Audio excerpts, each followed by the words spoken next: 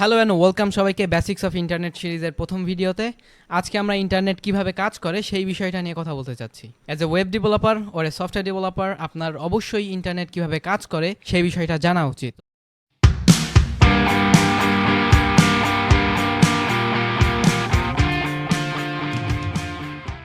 তো আজকের এই ডিজিটাল যুগে ইন্টারনেট আমাদের দৈনন্দিন জীবনের একটি অবিচ্ছেদ্য অংশ হয়ে গিয়েছে। ভিডিও স্ট্রিমিং থেকে শুরু করে সোশ্যাল মিডিয়াতে পণ্য বিক্রি করা, দেশের ভিতরে এবং বাইরে রিলেটিভদের সাথে যোগাযোগ করা, এগুলোতে ইন্টারনেট একটি বৈপ্লবিক পরিবর্তন এনে দিয়েছে।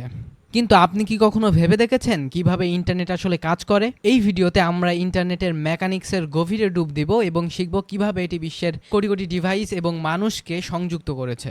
What is internet? ইন্টারনেট কি? আমাদের অনেকেই মনে করেন যে ইন্টারনেট আসলে স্যাটেলাইট থেকে আসে। আসলে এটি একটি ভুল ধারণা। তো প্রথমত বেসিক দিয়ে শুরু করা যাক।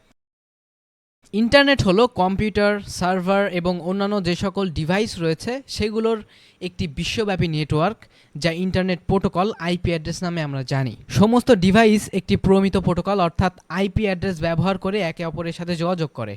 আইপি অ্যাড্রেস ব্যতীত ইন্টারনেটের সাথে যুক্ত হওয়া অসম্ভব। প্রতিটা ডিভাইসেরই আইপি অ্যাড্রেস রয়েছে, যেটার মাধ্যমে আমরা মূলত ইন্টারনেটের সাথে সংযুক্ত হয়ে ফেসবুক বা ইউটিউবের মতো সাইটগুলো ব্যবহার করতে পারি। মূলত ইন্টারনেট হলো আত্মসংযুক্ত বা ইন্টারকানেক্টেড নেটওয়ার্কগুলির একটি বিশাল নেটওয়ার্ক, যা সমস্ত বিশ্ব জুড়ে বিস্তৃত।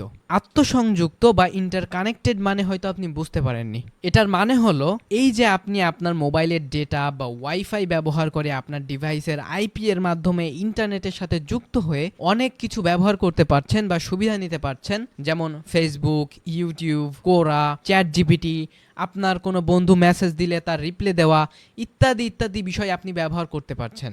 আপনার মতো পৃথিবীর অনেকেই এভাবে তাদের আইপি ব্যবহার করে এমন সুবিধা ভোগ করছে। এটাকে মূলত আত্মসংযুক্ত বা ইন্টারকানেক্টেড বলা হয়। আর ইন্টারনেট হলো এই আত্মসংযুক্ত বা ইন্টারকানেক্টেড নেটওয়ার্কগুলির একটি বিশাল নেটওয়ার্ক, যা সমগ্র বিশ্ব জুড়ে বিস্তৃত। এখানে আর একটা প্রশ্ন চলে আসে, এই যে আপনি তো বললেন সবকিছু আইপি অ্যাড্রেসের মাধ্যমে সংযুক্ত হয়, তাহলে আমরা কেন ব্রাউজারে আইপি অ্যাড্রেস লেখার পরিবর্তে google.com লিখলে গুগলের সাইটে নিয়ে যাই? এখানে চলে আসে ডোমেইন নেম সিস্টেম বা ডিএনএস এর কথা। যখন একজন ইউজার তাদের ওয়েব ব্রাউজারে একটি ডোমেইন নেম টাইপ করে, তখন ব্রাউজারটি একটি ডিএনএস সার্ভারে একটি ডিএনএস কোয়েরি পাঠায় সেই ডোমেইন নেমের সাথে সংযুক্ত আইপি ঠিকানার বা আইপি অ্যাড্রেসে রিকোয়েস্ট করে। তখন ডিএনএস সার্ভারটি আপনাকে google.com এর আইপি রেসপন্স পাঠায় এবং আপনি গুগলে সার্চ করতে পারেন। ডিএনএস নিয়ে যদি আরও বেশি জানতে চান, তাহলে আই বাটন অথবা ডেসক্রিপশন বক্স দুই জায়গায় লিঙ্ক দেওয়া আছে, সেখান থেকে আপনারা দেখতে পারেন। এখানে কিছুক্ষণ আগে আমি বলেছি আমরা মোবাইলের ডেটা বা ওয়াইফাই ব্যবহার করার মাধ্যমে ইন্টারনেটের সাথে সংযুক্ত হই। এখন প্রশ্ন হলো কিভাবে হই? এটার উত্তর জানতে হলে সাবস্ক্রাইব করে রাখুন, পরবর্তী ভিডিওতে আমরা এটা নিয়ে আলোচনা করব।